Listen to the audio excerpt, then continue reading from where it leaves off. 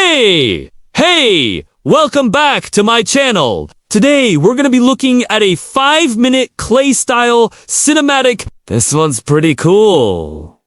It has this kind of like teal, soft yellow, lavender kind of pastel vibe. And it's about a guy who is pulling away from his friend. He feels like he's getting too close, and he needs to protect himself. So let's jump in and see what we can learn. This one's actually really interesting. We see our dude here with his head down, working on some kind of project. He's got a fire going. He's got all these like vegetables and stuff around him.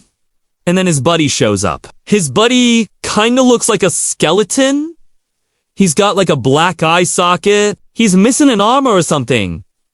So he's kinda spooky. But they're friends. They hang out together. Then dude comes over, puts his arm around his shoulder, and they start walking along this path together. Now, at first it seems like this is a pretty tight-knit group. They've got like two figures hanging out together. There's another couple in the distance. They seem to be having fun. Everybody's having a good time, but then something interesting happens. Dude turns around and he looks at the other guy and he's like, whoa, I don't want to be this close to somebody right now. Now, there's nothing wrong with being close to people. And the dude even acknowledges that like, oh, yeah, being close to people is usually good, but not right now. So he starts to pull away. And we get to observe this interesting paradox, which is that the more he pulls away and tries to create distance, the more he actually hurts their relationship. The other guy reaches out to him and he's like, hey man, we were friends. We're supposed to be close. But by distancing himself, our protagonist is actually creating an abyss between them. And we know that because as the other guy walks away, he begins to fade away. Like he literally starts to become transparent. The other guy looks down at his feet.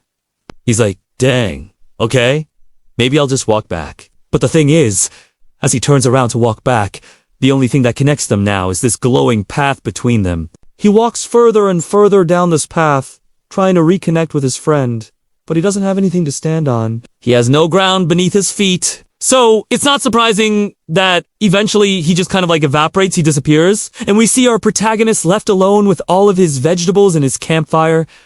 What's the main lesson from this one? Well, I think it's this idea that pulling away to protect yourself can push others away too. Sometimes when we're afraid of getting hurt, or when we feel like someone is getting too close for comfort, we try to create distance. And while creating distance can sometimes be healthy, it can also cause us to lose the very thing we were trying to protect. Have you ever experienced this before? Have you ever tried to pull away from someone only to find that it pushed them away? Let me know down in the comments. Also, if you're enjoying these videos, make sure you hit that subscribe button. So, this is a cool one. Our protagonist here, he realizes that he needs to create some space in order to feel safe. But what he doesn't realize is that the closeness that he was experiencing was actually creating safety. And the irony is that the thing that felt threatening to him, like the other person getting too close, was actually what was protecting him. So as we look at this scene,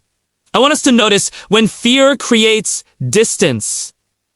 What are the things that cause us to pull away from people?